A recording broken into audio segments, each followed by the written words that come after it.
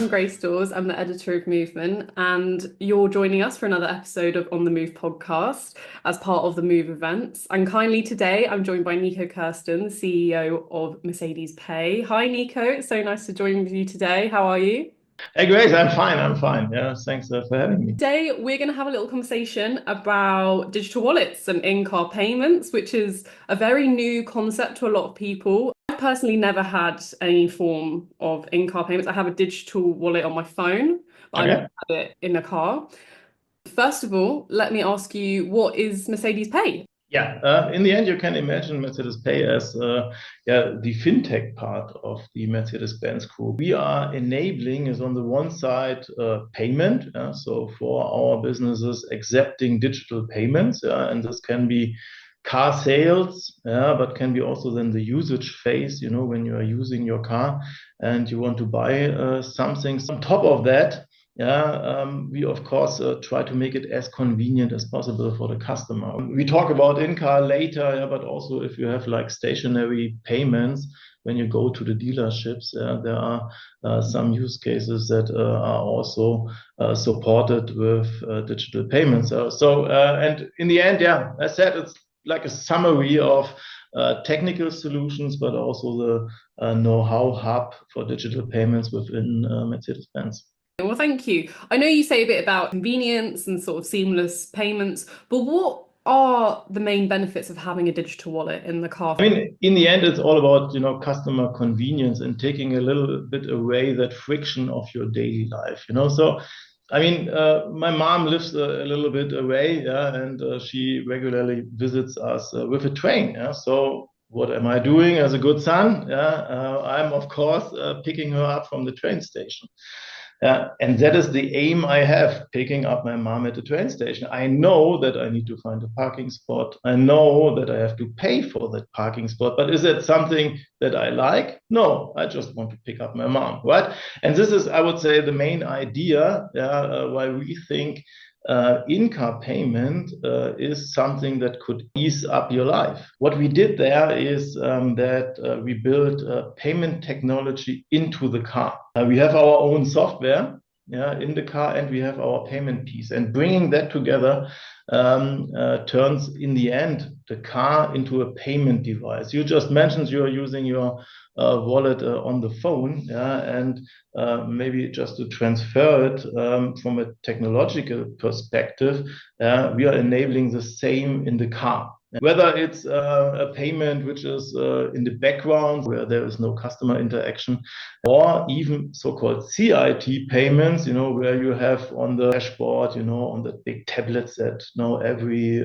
car has inside. Eventually, there is a checkout for something you want to buy. And so we have cars with fingerprint scanners, and with our in-car technology, we are enabling exactly this. So when there's a need for strong customer authentication, then it's possible to use your fingerprint to authenticate that payment, and you don't need to switch to another device or whatever, but making really all of those transactions as seamless as possible, because in the end you want to pick up your mom and not fiddling around with payment complexities. So we came from cash to card payment to mobile payment, and combining payment and automotive, for us it's the natural evolution. Sounds great. Well, I love that example of using it, for parking. I've heard examples of using it for tolling, mapping, all that kind of stuff. So specifically to go into the actual service itself, maybe you could walk us through how the in-car payment system works for a customer. Usually, if you own a Mercedes-Benz, you also have a so-called Mercedes Me ID. And that ID is enhanced with a payment profile. And attached to that ID, you have your credit card or other payment methods attached to that. What we are doing then is activated also within the car environment. We need we call it device binding, to bring the card you have and the car as a hardware and your biometrics together. So there is a small onboarding process where you, in the end, like you do it at a mobile phone, register your fingerprint. yeah, and authenticate yourself. And when it comes to use cases, there are different ones. We already talked about charging, fueling, and parking. Yeah, but we also have we call it digital extras. Yeah, so functionalities that your car is able to do. We have an own shop inside the car, yeah, where you can just scroll what is available for your vehicle and then pay for that. To give you maybe an idea how fueling works, when the car knows, okay, it's running out of fuel, it automatically gives you a message, hey, do you want to use that fuel and pay feature? And you just click on that and you will receive a list of gas stations where that feature is available. The navigation system will bring you there, and as you arrive there, you just have to say at which number you are. And then in the background, the vehicle and the gas station sorting out that you are allowed now to fuel your car. Of course, you need to step out in the cold and fuel your car. Yeah, but then you don't have to go inside and waiting in the queue, but you can just go inside your vehicle and just confirm that payment and drive off. My son, he is 8 years old. He is not used to any other fueling process. Yeah, so some weeks ago, I was going inside, yeah, because I wanted to buy something else. And when I came back, he was looking at me and said, "Dad, where have you been?" Yeah, so he was confused that for paying for fuel is something you have to go inside. Yeah. So and this is where we truly believe, all those in-car topics are on the rise. Yeah, and the more and more it's supported, the more and more other car manufacturers are offering that towards the customer. So, a couple questions based on what you've just kindly explained to me. So, the first question is, where is the finger scan? Is it next to the steering wheel? And the fingerprint is in the middle. If we compare it to mobile phones, it's the same. So I guess when you are taking your phone, you are authenticating yourself to use it, and it's the same with the car. The convenience of having that all digitized and automated, this is something which will not go away, but will be a big thing in the next years. Yeah, for sure. I've heard an analogy before about regarding the connected vehicle industry and the software-defined vehicle era. And a lot of people kind of refer to it as the sort of growth of the iPhone. So obviously when the iPhone came out, it was the iPhone 3. It was very basic compared to what we have today. And I guess in a similar way, these digital wallets and in-car payments are still in those iPhone 3 phases. They're still in those early phases. So as you say, it will keep upgrading and it will keep going. And I mean, today there's so many more features on iPhones, for example, that there were back when it was first invented.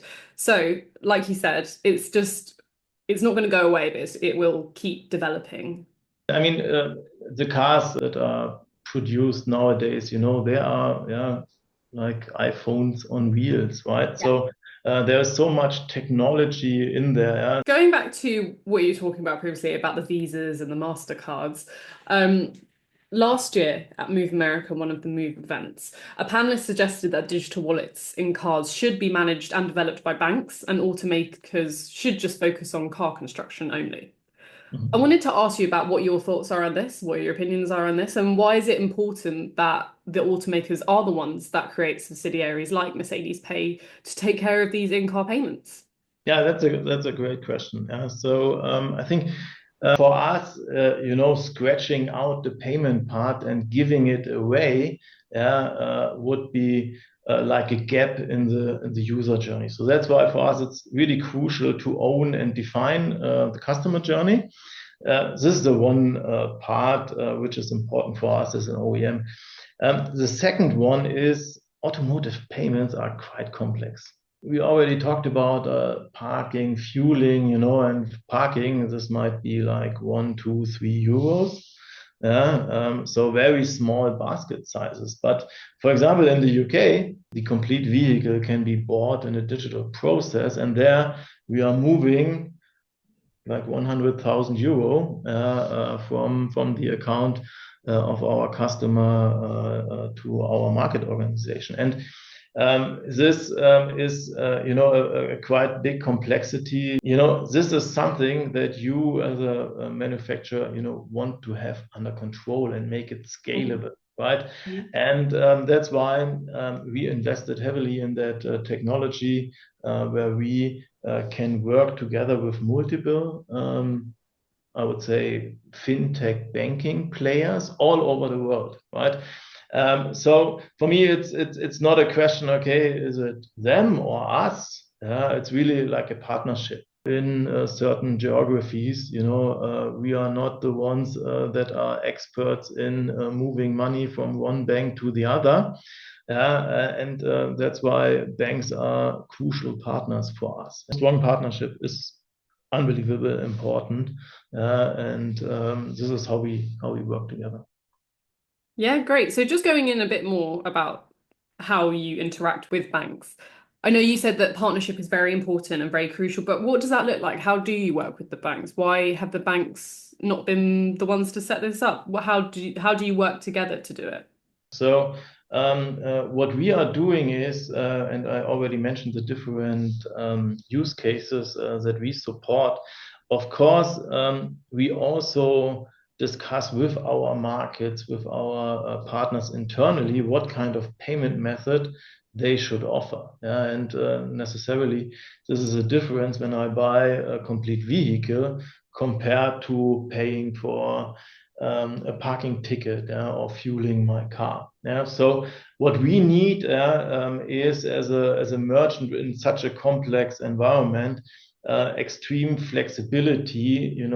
What kind of payment method we offer towards the customer? What is the channel? How we offer to the customer? Is it in car or is it a QR code in Thailand that is displayed and the customer can use it? Yeah, so we want to orchestrate that customer experience. Yeah, and that's why we always have very close technical connections to the banks and the payment partners that we are collaborating with. Yeah, but we want to be in control what kind of payment method the customer can or should use. Yeah, because I mean that is of course the reality in payments. Different payment methods are sometimes usable very good in an app context, but not so good usable in a car. So, and this is where our expertise lies, creating that customer experience. And of course, the expertise of our payment partners is move money very secure from one side to the other. And this is, how we usually collaborate. Thank you so much for an amazing discussion today, Nico, and thank you so much for explaining the world of digital wallets to me. I'm really happy to have had you on the podcast, and thank you so much for joining me for another episode of On the Move podcast. Thank you for having me.